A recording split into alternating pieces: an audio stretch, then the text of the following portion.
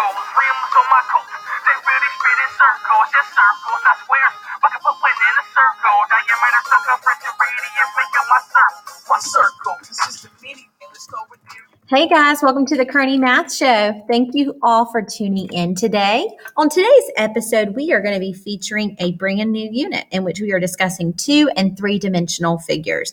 And today we're going to put a big emphasis on circles. So the first part of today is going to be a review for you guys, and we're going to kind of fly through that, and then we're going to take some time to spend on circles. So before we get started, go ahead and read your learning goal and go ahead and write entry number 1 at the top of your mini lesson.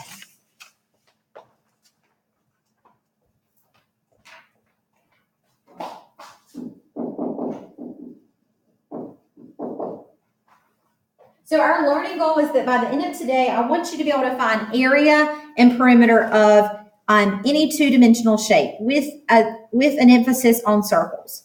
So before we get started, let's just quickly refresh ourselves. What's the difference between area and perimeter? The difference between area and perimeter.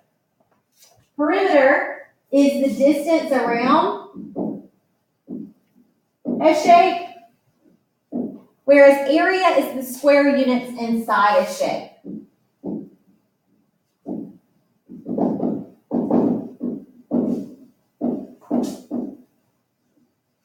Okay, so we're going to just quickly review these formulas, and I know you know most of these. So perimeter. Perimeter is, for the formula for perimeter, you would just add all sides. Okay, so to find the perimeter, you would find the sum of all sides. Okay, to find the area of a rectangle. Area of a rectangle is base times height. So we have a rectangle, we have base times height. So if we take a rectangle and we cut it in half, we actually have this triangle. So to find the area of a triangle, we still have the same base, the same height, but it's only half the area. So your formula for area of a triangle is base times height divided by 2. Because all triangles are half of its respective rectangle or quadrilateral. Okay? And then our final formula, area of a trapezoid. Okay, so if you think of a trapezoid, there are usually 2 different size bases, and there's a height. So when you're trying to find the area of a trapezoid, what you're actually doing is basically, it's kind of the same as area of a triangle.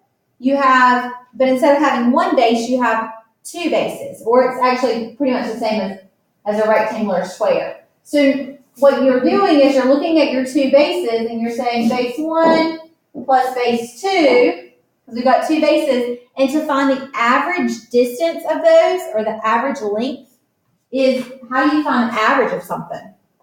You add them up and divide by 2. So when you're finding the area of a trapezoid, what you're actually doing is you're finding the average of those lengths. So you're doing base 1 plus base 2.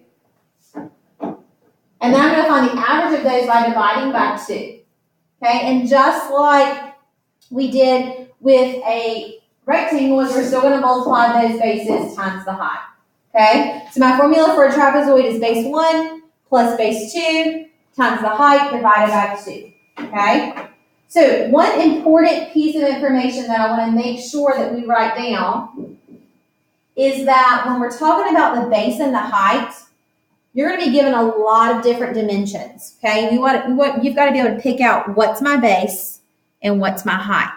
So the base and the height must form a right angle with each other. They must be perpendicular. So base and height must be perpendicular to each other. Okay? So really quickly, if we come down, I'm going to do one trapezoid problem, and I'm going to move on to circles. So to find the area of this trapezoid, we're going to simply take my base 1 and my base 2. I'm going to find the average of those. So base 1 plus base 2. Divide by 2 to find the average, and then we're going to multiply times my height, which is 7. Okay, so base 1 plus base 2, so 14 plus 20. And then I'm going to go ahead and multiply times 7 and divide by 2 is 819 inches squared. One thing when you're putting this in your calculator, guys, is you want to make sure you hit enter or equal after each little section, because the calculator sometimes doesn't know how to do order of operations. So you've got to physically put it in there so that it'll know what to do first. Okay? So what I want you to do is after the video, you can come back and you're going to finish all of these practice problems that we're skipping. I want to get to our newer stuff. I think that you guys probably are pretty good with triangles and trapezoids. So let's get to the circle stuff. So we talked a little bit about circles already.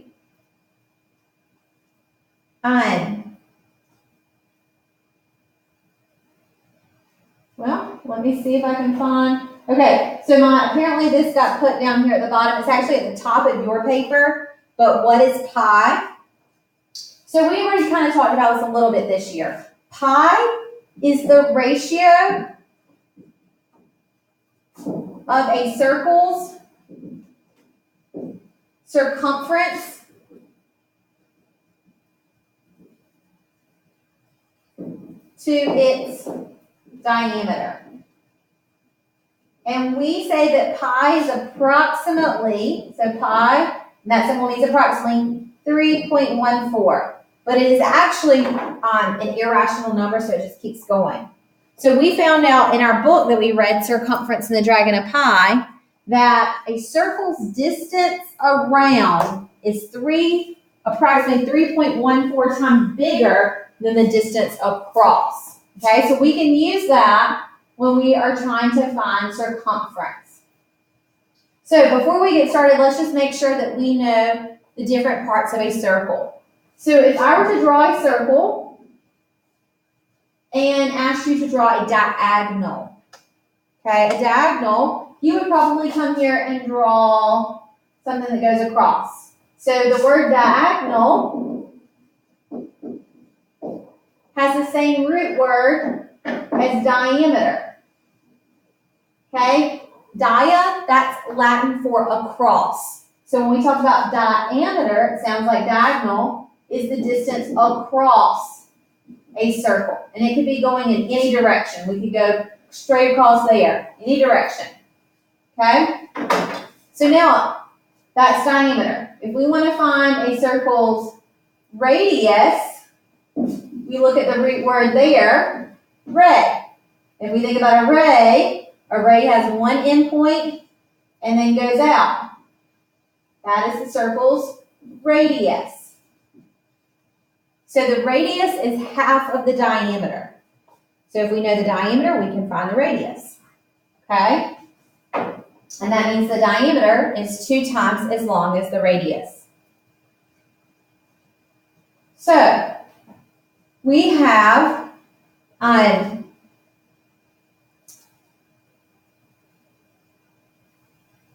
we're going to find the circumference of these shapes.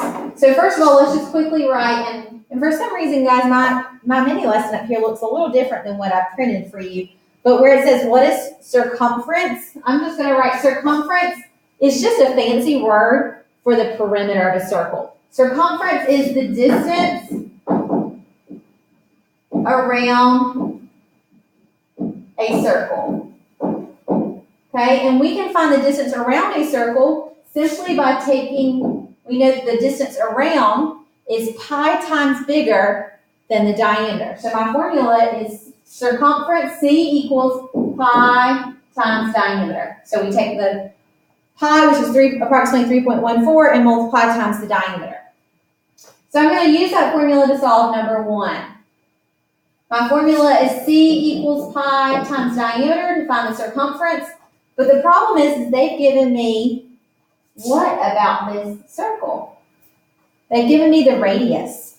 So if the radius is 6, what does that mean that the whole distance across would be? So radius is only half, diameter is all the way, so that means the whole diameter would be 12. So I would do C equals 3.14 times 12. So the circumference is approximately 37.68 meters. Okay, so to find circumference, we're just going to simply multiply the pi times the diameter.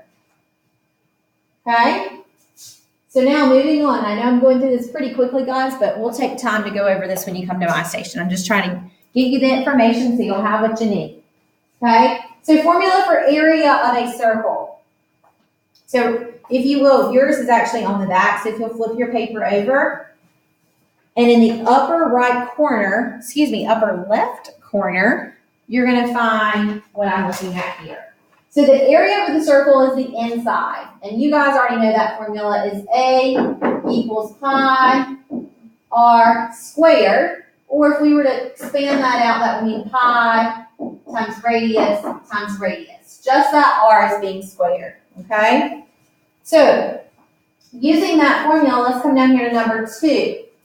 My formula is A equals pi r squared, or pi times radius. So if I were to substitute in, we know that pi is 3.14, and my radius, well, gosh, they didn't give me the radius, did they? They gave me the diameter, which they said was 14. So if the diameter is 14, we want the radius, and we want half. So what would half of 14 be? 7. So we would do 7 squared. So 3.14 times 49.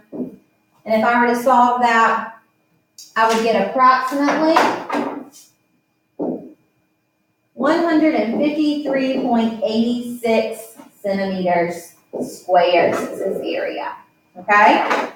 So just to recap, big formulas we've talked about today.